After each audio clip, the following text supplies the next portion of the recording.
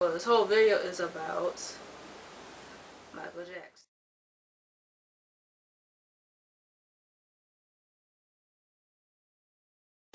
Sorry for my opinions and stuff. I'm a little under the weather.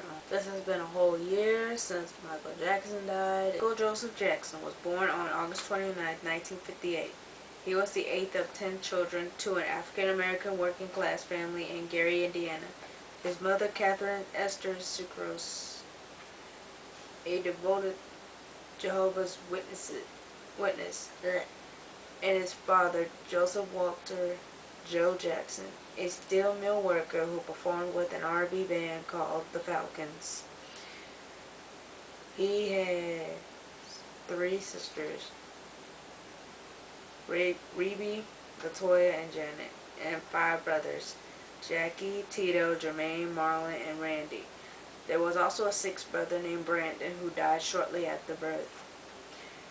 Jackson had a troubled relationship with his father, Joe.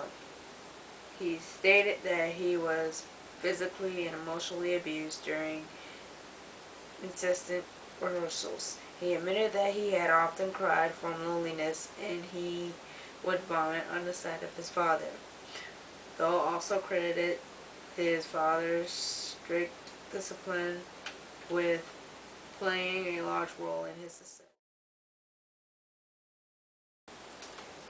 In 1964, Michael and Marlon joined the Jackson Brothers, a band formed by brothers Jackie, Tito, and Jermaine, as backup musicians playing congas and tambourine. Later, he began performing backup vocals and dancing when he was 8.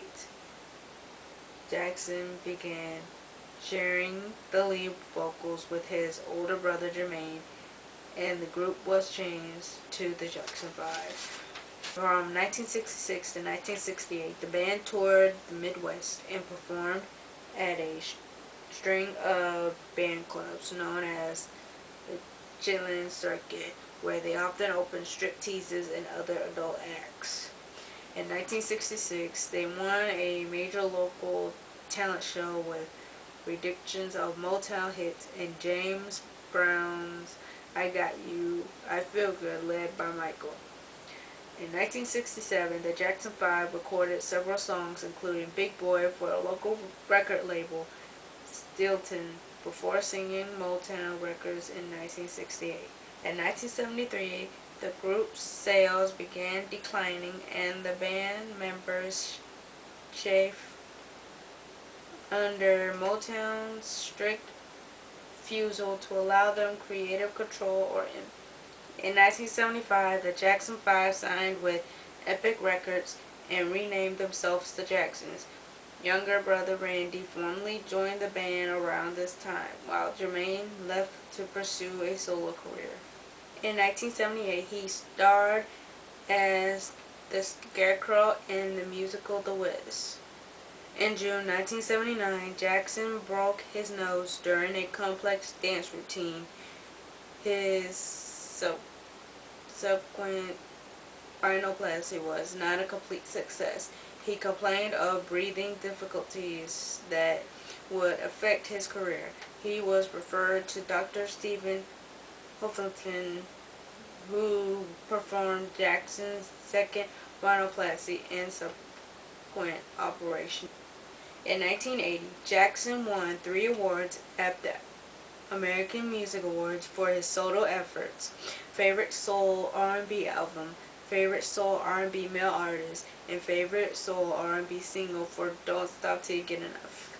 In 1982, Jackson contributed the song Someone in the Dark to the storybook for the film E.T. the Extraterrestrial. The record won a Grammy for Best Recording for Children in 1984. In 1985, the making of Michael Jackson's Thriller won a Grammy for Best Music Video, and still is.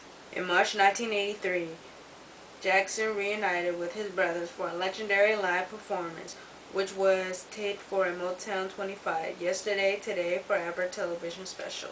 January 27, 1984, Michael and other members of the Jacksons filmed a Pepsi Cola commercial, overseen by executive Philip Dusenberry at the Shrine Auditorium in Los Angeles.